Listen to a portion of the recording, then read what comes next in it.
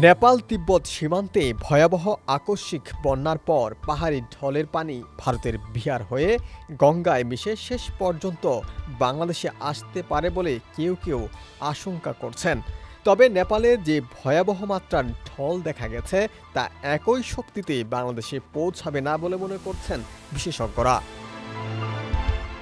নদীপথে ভাটির দিকে অগ্রসর হওয়ার সময় এই ঢলের তীব্রতা কমে যাওয়ার সম্ভাবনা দেখছেন তারা।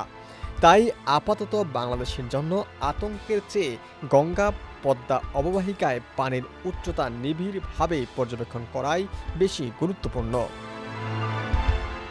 নেপালের ভুটিকুশি ও ত্রিগুলি নদী দিয়ে নেমে আসা বন্যার পানি বৃহস্পতিবার নারায়ণী গণ্ডক নদীর ব্যবস্থায় প্রবেশ করেছে।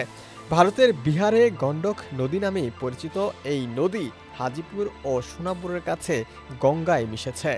এরপর গঙ্গার প্রবাহ পূর্ব দিক দিয়ে এগিয়ে পশ্চিমবঙ্গের ফারাক্কা অতিক্রম করে বাংলাদেশে প্রবেশ করেছে পদ্মা নামে। তাই নেপালের এই পাহাড়ি ঢলের একটি অংশ শেষ পর্যন্ত বাংলাদেশের নদী ব্যবস্থায় পৌঁছানোর ভৌগোলিক পথ রয়েছে। বিহারের গঙ্গা অববাহিকার কয়েকটি পর্যবেক্ষণ কেন্দ্রে পানির উচ্চতা নিয়ে উদ্বেগ রয়েছে। ফলে নেপাল থেকে অতিরিক্ত পানি গঙ্গায় যুক্ত হলে তার প্রভাব ভাটিতে কতটা পড়ে সেটি এখন গুরুত্বপূর্ণ হয়ে উঠেছে। বিশেষ করে ফারাক্কার পর বাংলাদেশের গঙ্গা পদ্মা অববাহিকায় পানির উচ্চতা বাড়ে কিনা তা পর্যবেক্ষণ করা প্রয়োজন।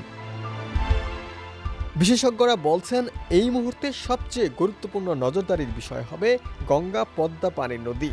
বিশেষ করে চাঁপাইনবাবগঞ্জ, রাজশাহী, পাবনা, কুষ্টিয়া সহ গঙ্গা পদ্মার তীরবর্তী এলাকা এবং চরাঞ্চলের বাসিন্দাদের নদীর পানি দ্রুত বাড়ছে কিনা সেদিকে নজর রাখা প্রয়োজন। ডেস্ক রিপোর্ট, সমকাল।